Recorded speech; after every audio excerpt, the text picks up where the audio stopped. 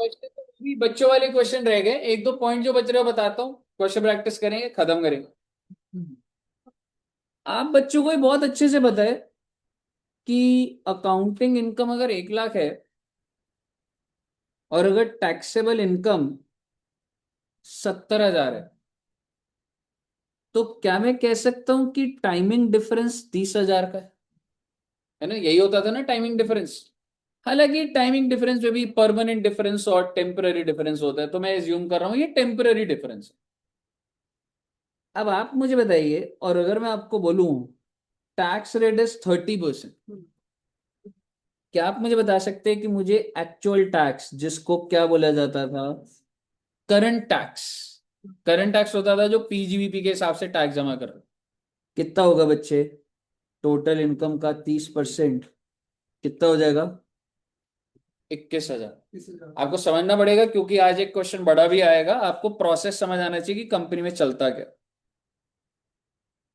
तो पहले आप मुझे बताइए, 21,000 क्लियर है?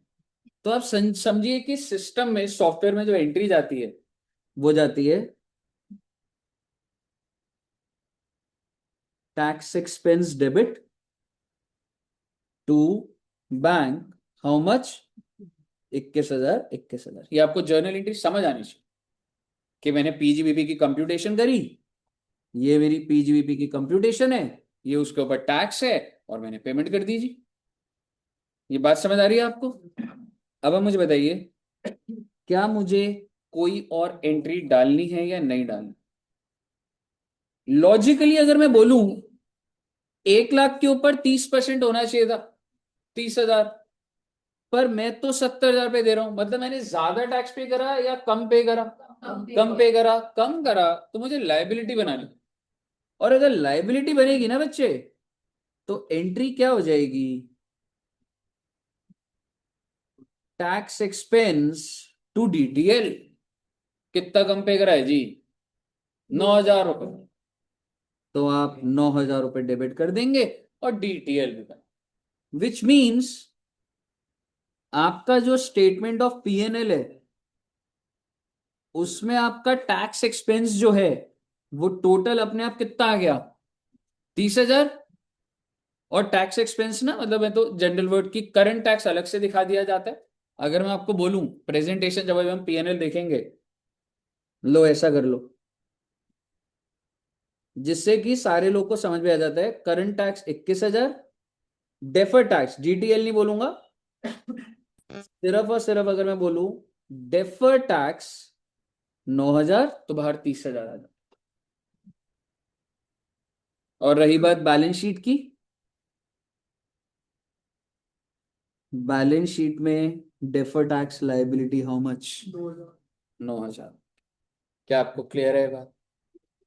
आपको दिमाग में रखना है कि ये दो एंट्री ही सिस्टम में डली है, ठीक है? तुम्हारा, चलो मैं ऐसे बोलता हूं, ले देके तुम्हारी अब अकाउंटिंग इनकम क्या आई? अगर मैं तुम्हें बोलूं what is profit after tax, books के हिसाब से कह रहा हूं, books of accounts, accounting income थी कितने की? 1 लाख की। तुमने 21,000 माइनस करा, फिर तुमने 9,000 करा, तो तुम्हारे पीएनएल में कितना आ रहा है? सेट है कहानी?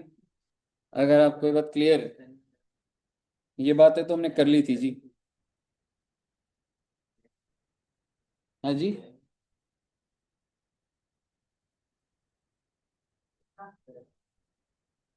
ठीक है ना, क्लियर है ना? हालांकि आप अगर चाहो तो ये नोट कर सकते हो, करना है? हाँ, क्लियर है मतलब? ठीक है, करना है, चलो कर लो, एक बार नोट कर लो फिर थोड़ा। क्योंकि आपके ना दिमाग में मैं एंट्रीज बिठाना चाह रहा हूँ, अभी एक क्वेश्चन आएगा 3-4 साल की, उसमें एंट्रीज होंगी और वो होगा, तो आपको समझ आएगा बच्चे।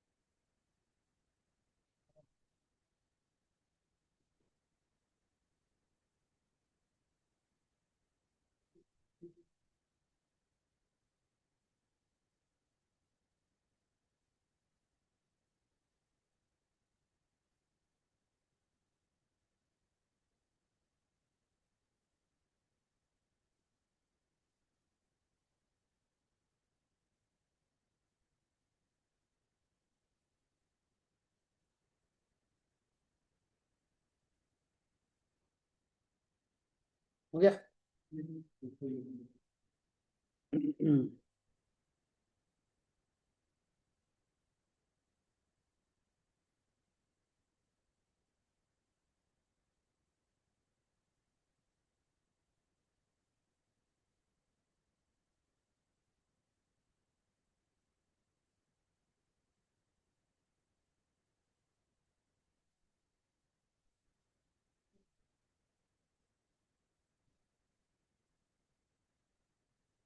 हो गया नोट? चलिए, अब अगर आप समझेंगे, अब मैं आपके साथ एक नई बात करने जा रहा हूं, ये वाली बात हमने नहीं करी थी। सर जी, मेरा बिजनेस में लॉस है और टैक्स में भी लॉस है, और मैं ये वैल्यू चेंज नहीं कर सकता, क्योंकि उसकी वजह से ऐसे लॉजिक खुल जाएंगे जो कि समझाए नहीं जा पाएंगे, और ऐसा कभी आपको सवाल आएगा। ये बाद में आपको इसलिए बता रहा हूँ कि बिना बताए भी बात आगे बढ़ सकती है, बट आपको ये जानना जरूरी है। आप जितने भी क्वेश्चन अपनी बुक में देखेंगे, अगर लॉस का सवाल आएगा तो हमेशा अकाउंटिंग और टैक्सेबल इनकम बराबर दी जाएगी। ठीक है जी? क्यों है उस कारण में नहीं जाना, मेरा आपसे छोटा सा सवाल। Your PGBP income is 1 lakh rupees loss, क्या कोई करंट टैक्स होगा? यानी कि कोई भी जर्नल एंट्री अभी पास नहीं। आप इस बात से कन्विंस्ड है पहले? लेकिन क्या इस नुकसान की वजह से मुझे बेनिफिट मिले? I will be able to set off the loss, but ऐसा अकाउंट्स में कोई कॉन्सेप्ट नहीं होता कि पुराने साल का लॉस है तो करंट ईयर के उससे एडजस्ट कर। तो क्या आपको कुछ बेनिफिट दिख रहा है? Let suppose tax rate is 30%, आपको कितने रुपए का बेनिफिट दिख रहा है? यही 1 लाख का लॉस मुझे फ्यूचर में इनकम को सेट ऑफ कराएगा, उससे मुझे 30,000 का फायदा मिलेगा। और ऐसा कॉन्सेप्ट अकाउंट्स में नहीं है, पर अकाउंट्स में तो नहीं है, पर क्या कंपनी को जब नुकसान होता है तो क्या कंपनी को ये पता है कि बेनिफिट तो है? बिल्कुल पता है। कंपनी कंपनी को पता है जी, लॉस हो गया कोई बात नहीं, संभाल के रखेंगे, कैरी फॉरवर्ड करेंगे, एडजस्ट करेंगे। तो ये जो बेनिफिट है ना, इसको डीटीए बोला जाता है। बेनिफिट है मतलब मेरा एसेट है, मतलब डीटीए। और मैं डीटीए क्रिएट करता हूं, डीटीए कितना डेबिट हो जाएगा? 30,000। और क्रेडिट क्या कर दूंगा बच्चे? To tax expense. यानी कि अगर आपके पास लॉस है तो टैक्स तो निल है। ये जो पहली पोटेंशियल जर्नल एंट्री जो हम करते थे, अभी तो ये नहीं डली, लेकिन क्या डीटीए डीटीएल क्रिएट हुआ? हाँ जी, डीटीए डीटीएल क्रिएट हुआ, डीटीए क्रिएट हुआ, मेरे को बेनिफिट है, मेरे को 30,000 का बेनिफिट। ये बेनिफिट मैं यूज कब कर पाऊंगा? जब मेरे को फ्यूचर में, and to be very specific, जब मुझे फ्यूचर में टैक्सेबल इनकम हो। ठीक है? इसी बात पे मैं आपको एक चीज बोलना चाह रहा हूं। ये जो मैंने आपके साथ डीटीए क्रिएट करा, वो इसलिए करा because we are assuming that company will earn future taxable income, taxable income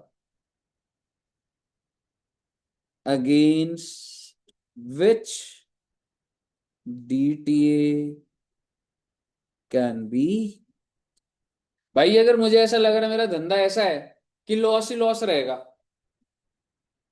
एक बात बताओ ना, ये जो लॉस भी होता है ये भी तो 8 साल ही कैरी फॉरवर्ड होता है ना।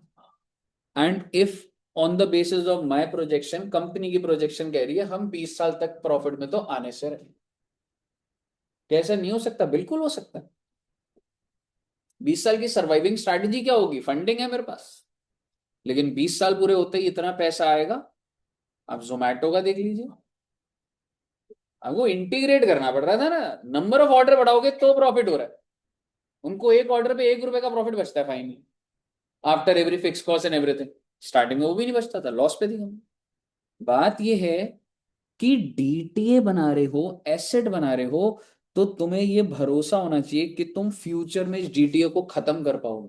और तुम डीटीए को खत्म कैसे करोगे? क्या मैं कह सकता हूं जब फ्यूचर में लॉस आते रहेंगे तो खत्म कर पाओगे? इसका मतलब you should have future taxable income. If the enterprise believe that the company will have future taxable income, we should create the DTA. But if the enterprise believe that we will not be able to generate taxable income in near future or anything, we should not create DTA. हमें DTA बनाने का अधिकार नहीं है फिर। देखो भैया, बात ऐसी है, डीटीए एक एसेट है।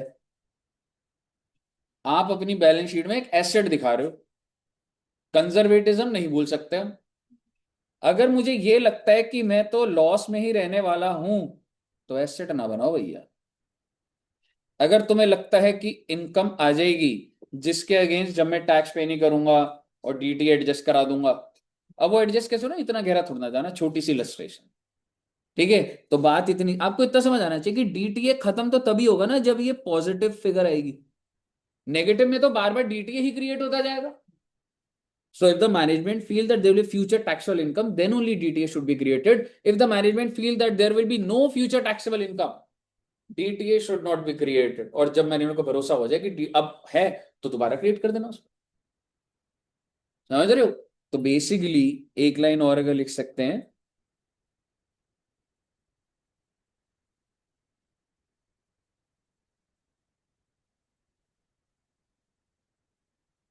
हाँ इसके नीचे लिख दो चल, if management feels that there would not be future taxable income, management को लगता है there will not be any future taxable income, DTA should be created या should not be created? Should not be created.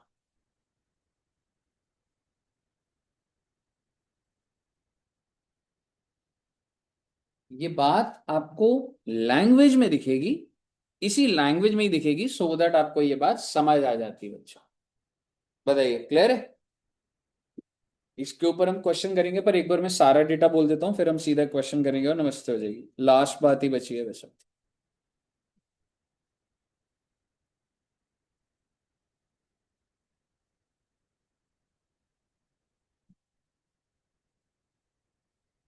Tax holiday period, अरे ये क्या होता है sir, लिखना है इधर।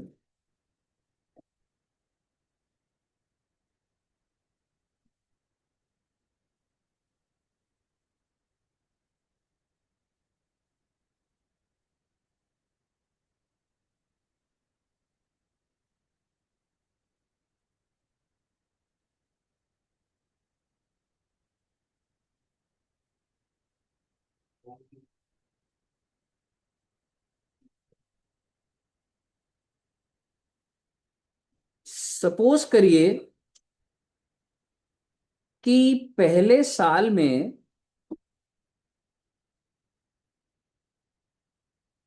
डीटीएल क्रिएट हुआ कितने का बच्चे? 90 रुपए। और अगले साल डीटीए क्रिएट होगा 10 का, फिर दोबारा 10 का, 10 10 10 10 10 कितने हो गए? 2 3 4 5 6 7 8 9। और ऐसा क्यों हो रहा है भाई? एक फिक्स्ड एसेट होगा भाई जिसपे डेप्रिसिएशन है, होगा कुछ कैलकुलेशन का झमेला, जिससे पहले तो क्या बना मेरा DTL, and over the life कह सकता हूं वो अपने आप रिवर्स होता है, वो हमने देखा हुआ।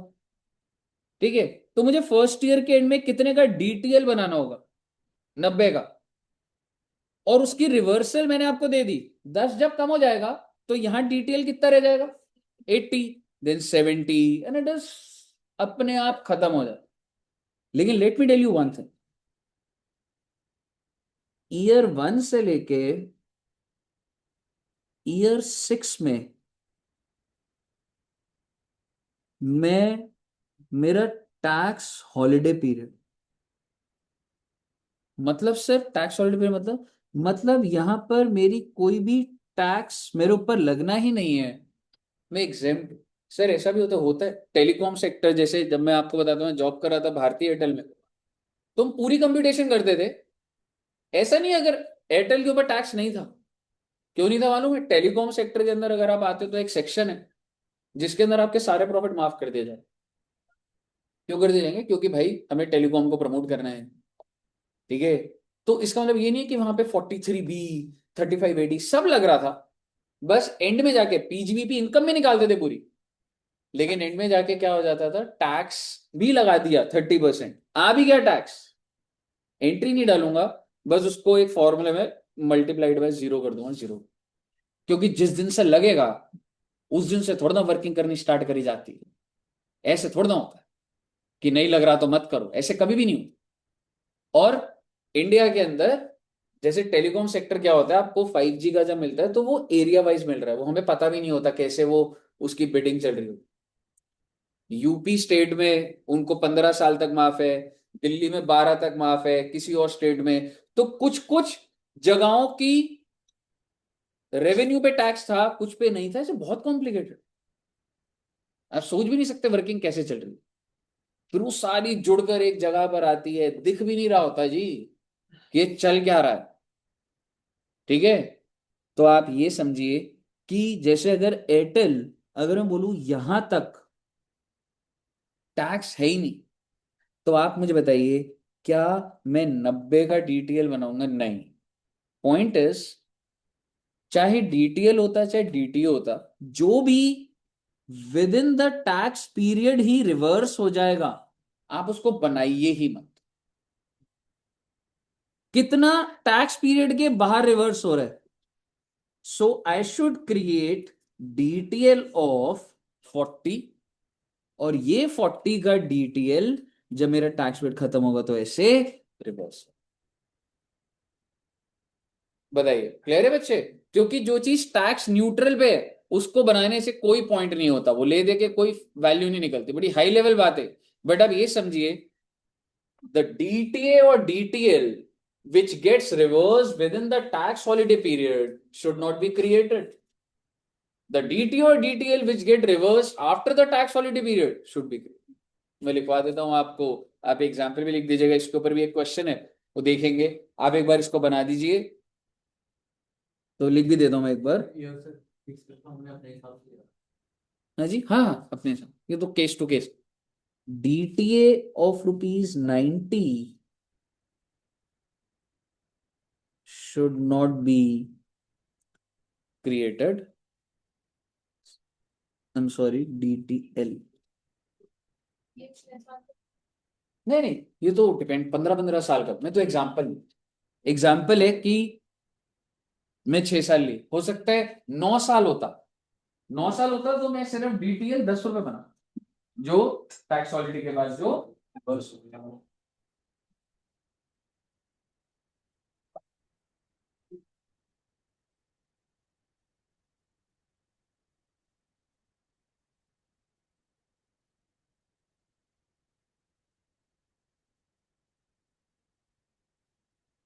ये बार बना लोगे तो मैं 2 लाइंस लिखवा दूंगा, ठीक है। बस इसमें ये डीटीएल का बस लिख देते हैं, DTL of 40 should be created. ठीक है बच्चे, अब एक लाइन लिख लेते हैं, लिख लिया बच्चों ने? द डीटीए और DTL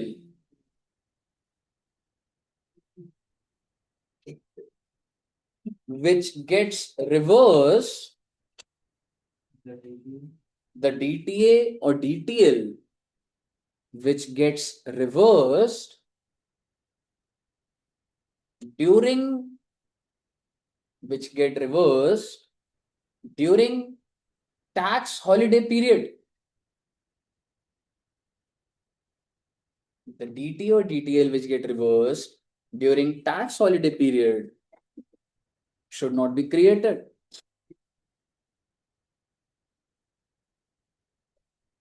Full stop. However, the DTA or DTL,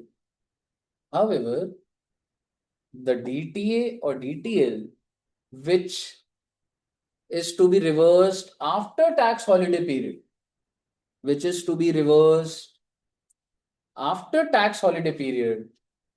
should be created.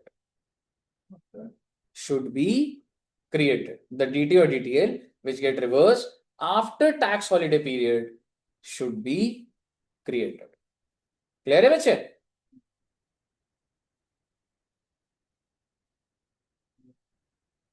Okay, अगर आपको ये क्लियर है तो अब इससे ऊपर कोई भी बात नहीं बची है। आइए बच्चों, अब हम देखते हैं कि सर बुक के अंदर क्या क्वेश्चन। एक और मैट का पॉइंट आएगा, सीधे सीधे क्वेश्चन आते हैं। अब मैं आपको एक मैट वाले में उसी टाइम पे ऐड कर दूंगा। इलस्ट्रेशन 1 हो गई थी हमारी, आइए सेकंड देखते हैं।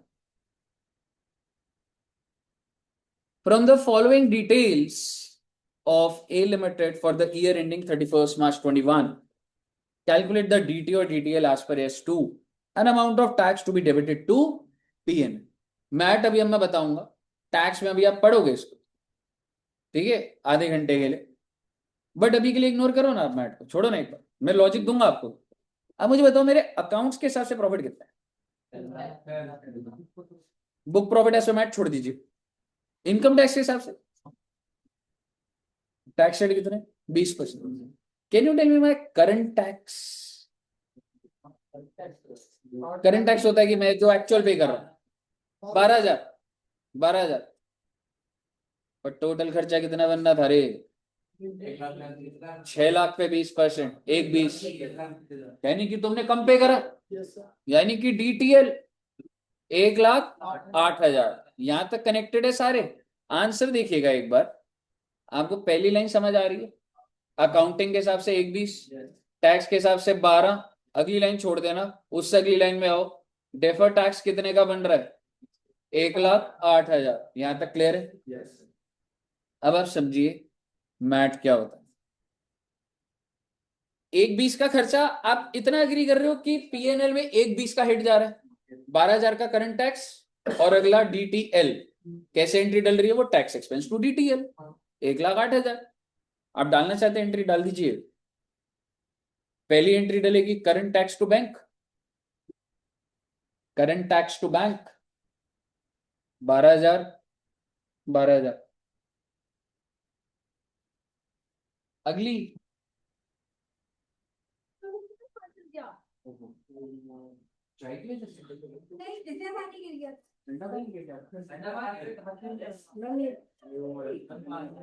चाय से हाथ तेको भी पिटाई करनी है मैं। वो बोलता कि नहीं, फिर तो मुझे बोलती थी। ठीक है, अच्छा मुझे बताइएगा क्या एंट्री डाली आपने? पहली करंट टैक्स टू बैंक, दूसरी करंट टैक्स की जगह टैक्स एक्सपेंस बोल लो, वैसे कोई फर्क नहीं पड़ता, टैक्स एक्सपेंस टू DTL कर दीजिए। करंट टैक्स हो, क्योंकि इनकम टैक्स के हिसाब से बोलते हो, टैक्स एक्सपेंस हो जाएगा। क्लियर है? इसका मतलब PNL में कितना हिट चला गया? एक टू DTL लाइबिलिटी बनेगी ना बच्चे, 1,20 चला गया। अब आप समझिए मैट होता है, भारत सरकार ना, ध्यान से सुनिएगा, ये हम लोग इनकम टैक्स से बात करेंगे। इंडियन कंपनीज और उन्होंने इतना वो कर दिया था, इतनी टैक्स प्लानिंग के अंदर एक्सपर्ट हो गए थे कि अपने इन्वेस्टर को अपनी बुक्स के हिसाब से प्रॉफिट दिखाते हैं, वहां दिखाते हैं हमारे बहुत प्रॉफिट्स, लेकिन फिर इतने प्रोविजंस के लूपहोल निकाल के लीगल इनकम टैक्स को नेग्लिजिबल कर देते हैं, नील कर देते हैं, मान लो नील कर। तो सरकार ने बोला भाई ये क्या चल रहा?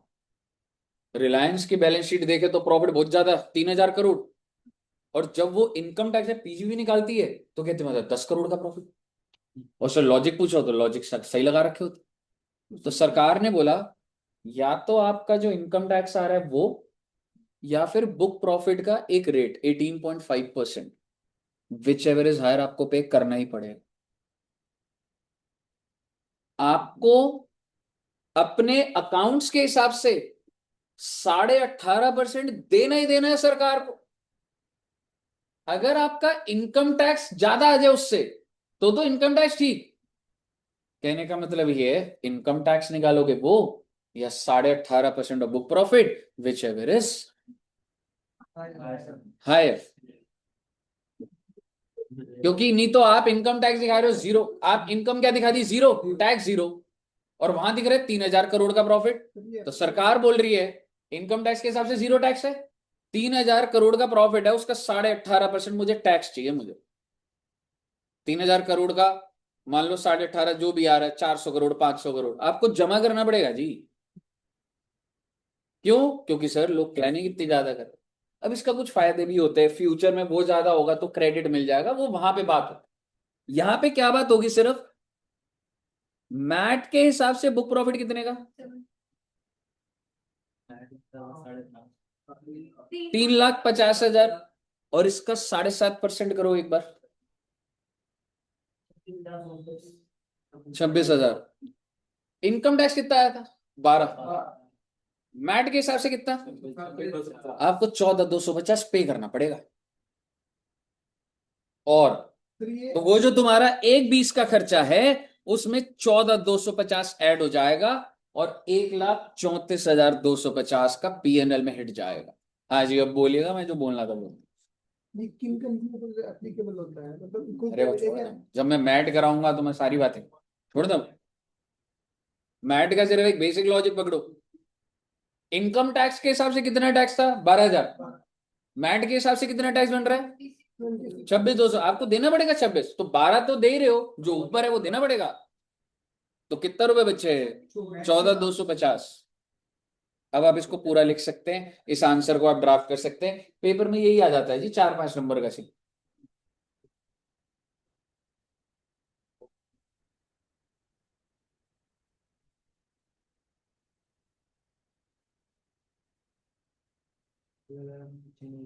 हम्म, एंट्री में नहीं ले जा सकता आपको। मैट क्रेडिट होता है कुछ, जितना ज्यादा होता है उसका एसेट बनता है, वो और कॉम्प्लेक्स होता है।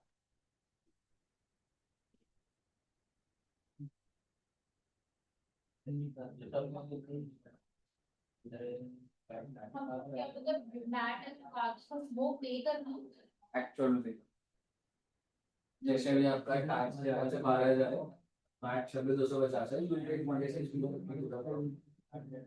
सो whatever is excess is called MAT credit. वो एसेट होता है, वो अलग कुछ होता है, पर आपका जो खर्चा ये होता है।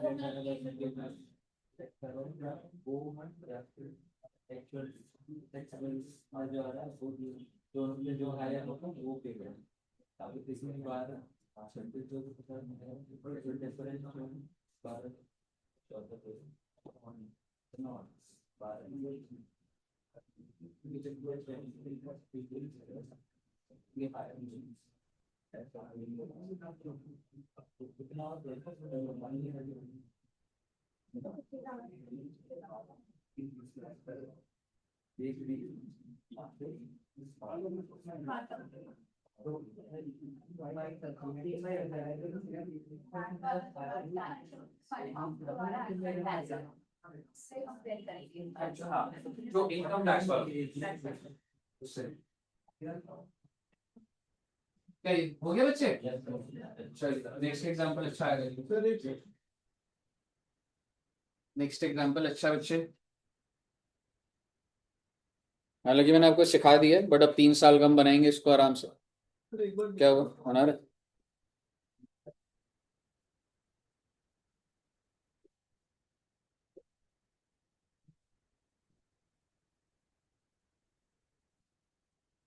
क्लियर है ना?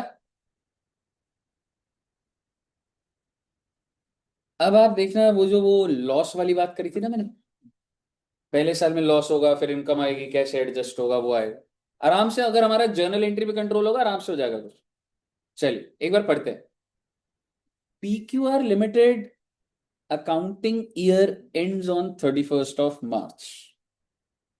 The company made a loss of 2 lakh रुपए का लॉस है मुझे। कौन से साल में? 31 मार्च 2021 फॉर द ईयर एंडेड। अच्छा, धीरे धीरे चलेंगे। क्या आप मुझे बता सकते हैं 2021 में प्रॉफिट है कि लॉस है? लॉस। 2021 में लॉस है। फॉर द ईयर एंडेड 31 मार्च 2022 यानी कि 21-22 प्रॉफिट 1 लाख का, और 22-23 में फिर दोबारा प्रॉफिट 1-20 का। यानी कि जो ईयर 1 में तुम्हारा 2 लाख का नुकसान था वो एडजस्ट हो गया होगा। पहले ये बात समझ रहे हो?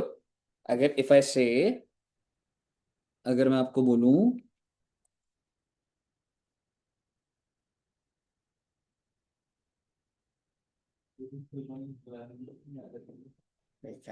आप एक बार लिखिए, इधर लिख देता हूं, ठीक है। ईयर 1 में कितने का लॉस है? ईयर 1 में प्रॉफिट, और ईयर 2 में 1,20,000। ऐसा ही है ना?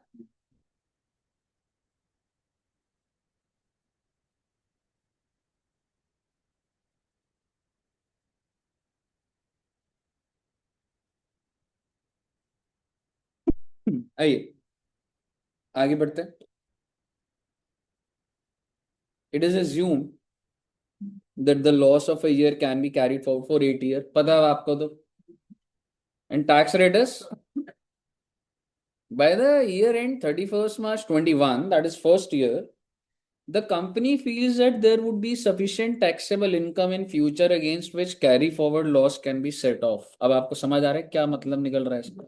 Company feels that you will have future taxable income against which the carry forward loss can be set off.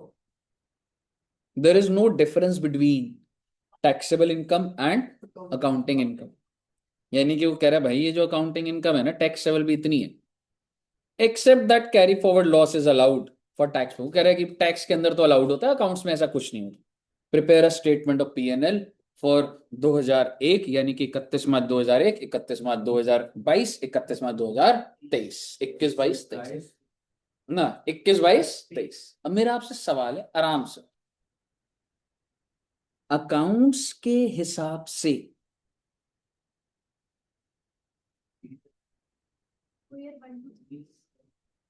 Accounting income के हिसाब से लॉस कितना है? टैक्सेबल इनकम के हिसाब से 2 लाख। क्या कोई करंट टैक्स की एंट्री होगी? क्या कोई DTA की एंट्री होगी? DTA की तो होगी रे। हाँ, DTA to tax expense 80%, 80,000, 80,000। 2 lakh का 40%, DTA टू टैक्स एक्सपेंस। और ऐसा करने से मालूम है क्या हो जाएगा? आपने 80,000 की इनकम दिखा दी, क्यों? टैक्स एक्सपेंस को क्रेडिट नहीं करा आपने। सॉरी, मैं इसको बंद कर दिया। ठीक है, मुझे बताइए 80,000 क्लियर है? अब आप मुझे बताइएगा, पहला साल देखिएगा एक बार, एंट्री नहीं बनी हुई, 2 लाख का नुकसान था, 80 की इनकम दिखाओगे तो प्रॉफिट आफ्टर टैक्स तो 1,20,000 ही आएगा। पहला साल देखिए आराम से, क्या आपको समझ आ रहा है?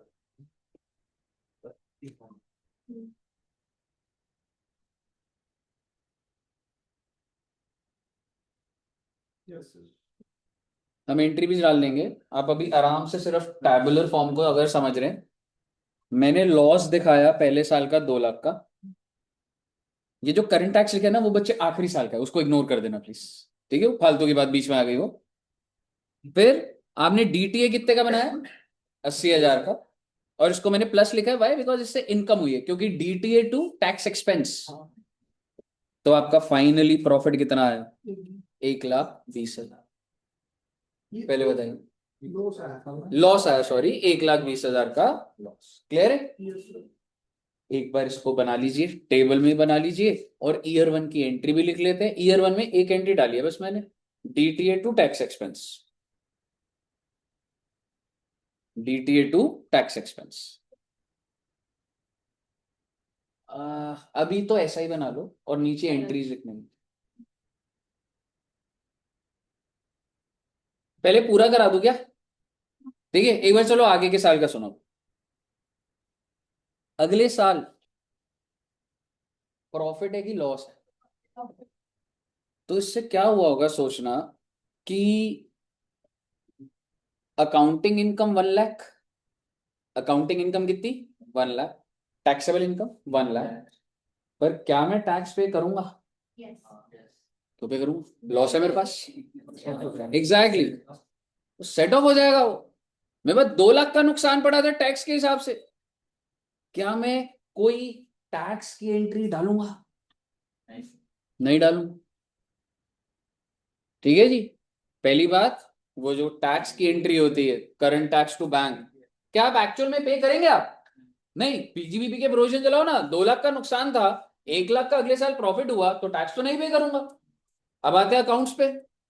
अकाउंट्स वाले कहेगा भाई मुझे नहीं पता, मैं कितनी इनकम दिखा रहा हूं, 1 लाख। अकाउंट्स के हिसाब से इनकम कितनी है? एंट्री डालो टैक्स। टैक्स के हिसाब से तूने पे करा? नहीं करा, तुमने कम पे करा। इसका मतलब tax expense to defer tax liability, आप खर्चा रिकॉर्ड कर रहे हैं 40,000। आराम से, कोई जल्दबाजी नहीं। मैं अब इस चीज को जो मैंने बोला है मैं लिख के दिखा रहा हूं बाप।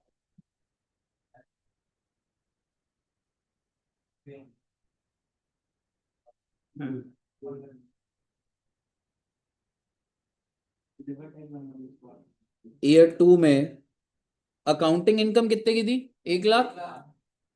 टैक्सेबल इनकम भी 1 लाख। बट मैं टैक्सेबल इनकम में वो लॉस जो था, जो ब्रॉट फॉरवर्ड लॉस होगा, उससे इसको निल कर दूंगा।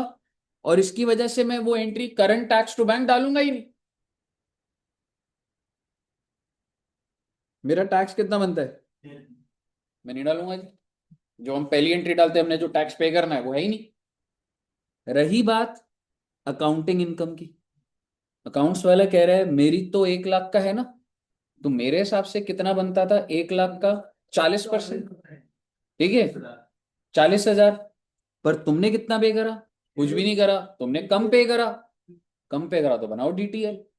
और इसका मतलब एक एंट्री डलेगी, टैक्स एक्सपेंस टू डीटीएल 40,000। वो जो डीटीए बना था वो रिवर्स ही तो हो रहा है। और क्या हो रहा है? डीटीएल बनना है या डीटीए का रिवर्स होना, एक ही तो बात होती। इसका मतलब आपका प्रॉफिट कितना आ जाएगा? 60,000। 60,000। मुझे बताइए, समझ आया बच्चे?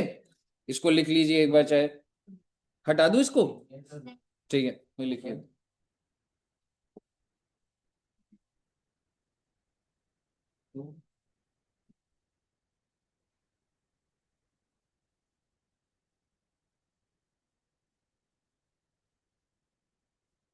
कहिए, क्लियर है?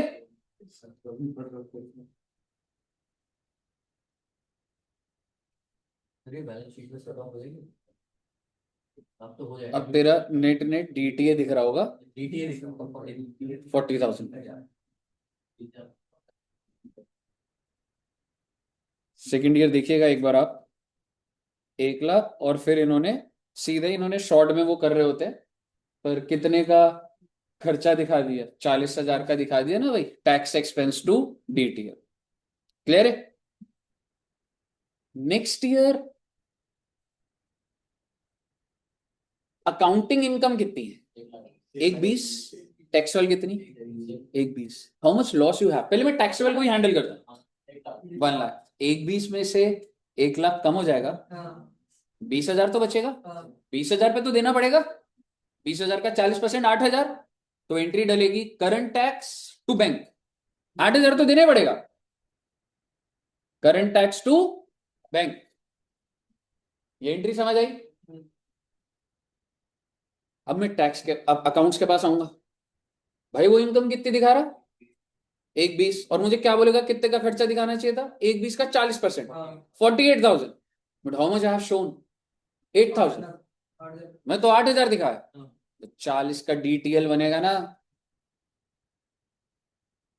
अकाउंट्स तो 1/20 पे 40% बनाने को बोलेगा। रिवर्स ही तो हो रहा है, वो डीटीएल ही तो बन रहा है। आप डीटीए क्रेडिट मत करो, आप डीटीएल करो, एंड में एडजस्ट से जीरो हो जाएगा वो बैलेंस। फिर से एक बार बोलता हूं,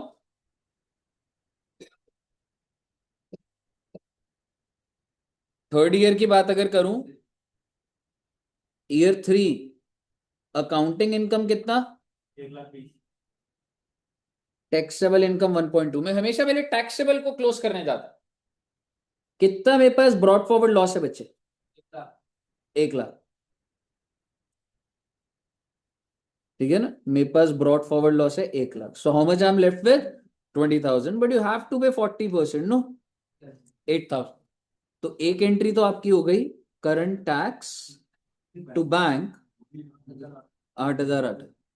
ये तो 8,000 का खर्चा हो। अब रही बात अकाउंटिंग इनकम की, ये क्या बोल रहा होगा, कितने का खर्चा बना, 40% बोले तो, but how much you have already book. ठीक है, आपने तो कम बुक करा ना, आपने तो आपको फ्यूचर में इसकी लायबिलिटी आएगी। तो मैं क्या एंट्री डालूंगा, टैक्स एक्सपेंस, ये सेकेंड एंट्री होगी। इसका मतलब तुमने टोटल खर्चा तो 48 ही दिखाया ना। और क्या आपका जो डीटीए बना था वो पूरा खत्म हो गया, yes. The DTA that was created in year 1 of 80,000 got reversed by 40,000 in year 2 and by 40,000 in year 3। अब देखिए अपने आप खत्म हो गया, विच मीन्स अब आप थर्ड ईयर देखिए, अब की बार वो जो 8,000 है वो करंट टैक्स का है, पहली बार टैक्स जमा करा। और 40,000 क्यों नीचे हो रखा है, 48 में से 8 बना हुआ था, 40 का खर्चा दिया आपने, और आपका प्रॉफिट आ जाएगा बेटे, 1,20 का था, 48 माइनस हो गया 72,000। 40 में डीटीएल था, ऊपर वाला कहीं टैक्स है। आ रहा हूं, ये सब एंट्रियां नहीं होंगी मैडम, दोनों लेजर अलग हैं, प्रेजेंटेशन में एडजस्ट करके दिखा दूंगा बस। वो लेजर अपना डीटीए, हमेशा डीटीए डेबिट होता रहता है, और डीटीएल अपना चलता रहता है, वो एडजस्ट होकर अपना वो खत्म हो जाती है टेक्निकली, अगर एक एक ही कंपोनेंट की बात करें। एडजस्टमेंट की कोई एंट्री नहीं। 40,000 में जो डीटीएल वाला अमाउंट है, ये दोनों जो माइनस में 40-40 है, ये तेरे डीटीएल है, और वो 80,000 तेरा डीटी है, और ऊपर 8,000 जो है वो तेरा करंट टैक्स है। कहिए साहब जी, क्लियर है। ये भी आया हुआ है, मतलब ये बहुत चांसेस होते हैं।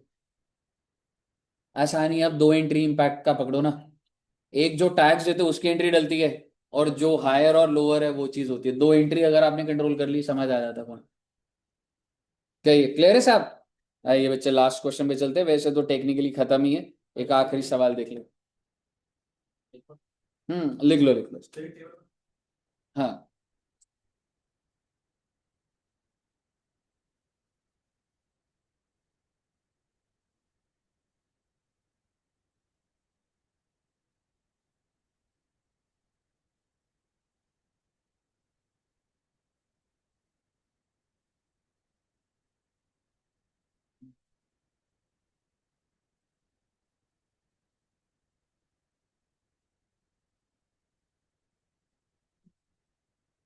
बताइए, क्लियर है बच्चे। ये वाला हमने करा था फोर्थ इलस्ट्रेशन, और आपके सामने एक ही सवाल आएगा, एक होमवर्क दूंगा, प्रैक्टिकल क्वेश्चन नंबर 6, और बस फिर नमस्ते। आप रीड करके खुद ही दिमाग लगाइए जरा क्या है। Tax free enterprise for first 10 years, so this is tax holiday period। Yes sir. और अभी सेकेंड ईयर में,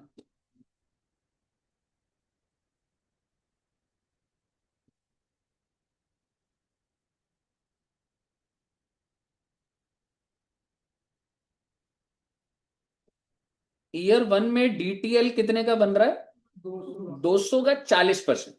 लाइक टाइमिंग डिफरेंस पे रेट मल्टीप्लाई करता हूं तो ही डीटीएल आता है ना। और ईयर 2 में 160। Exactly. And from third year it is expected that timing difference would reverse each year by 10 lakhs। तो थर्ड ईयर का मतलब ऐसे थर्ड फोर्थ फिफ्थ कब तक जाऊंगा, 10 साल तक। तो 80 ही तो रिवर्स हो रहा है। First year and second year जो भी बना छोड़ो ना, तीसरे ईयर से रिवर्सल होगा तो 10-10 करके 8 बार ही तो लिखूंगा, 80 ही तो रिवर्स होगा। तो पहले 200 कुछ भी मान लो, आप चाहे ये मान लो पहले 2 साल तक टाइमिंग डिफरेंस कितना है, 600 नहीं है। मैं टाइमिंग डिफरेंस की बात कर, ईयर वन में टाइमिंग डिफरेंस कितने का है, 200। ईयर टू में 400। तो ईयर एंड टू के एंड में टाइमिंग डिफरेंस क्या हो गया, 600। Now this get reverse from third year by what amount, 10 lakh रुपए। वो 10 10 10 करके 80। तो 600 में से 80 जो इसी पीरियड में रिवर्स हो रहा है वो क्रिएट मत करो, 520 क्रिएट करो। समझ गए? हाँ देख, जो भी आपका DTL get reverse with in the tax period, with in the tax holiday period, आपको क्रिएट नहीं करना। ठीक है, मैं इसे लिख देता हूँ, बहुत ही आसान है, लिखूंगा 1 मिनट में हो जाएगा। इधर ही है भाई वो।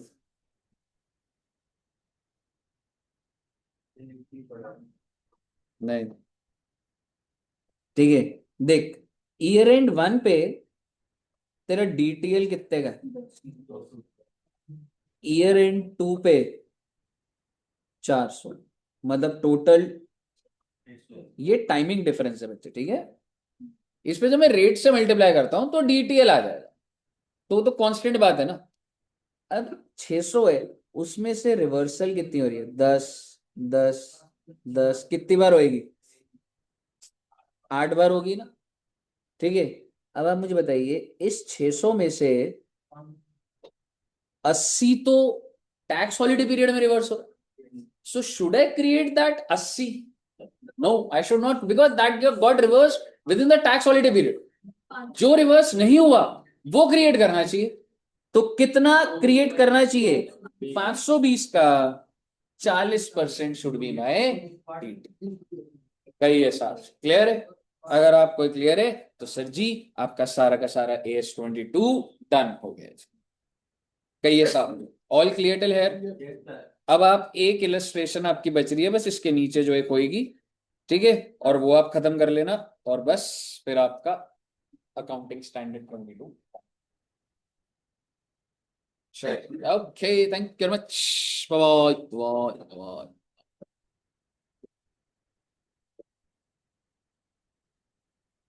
ऑनलाइन भी क्लियर है सबको?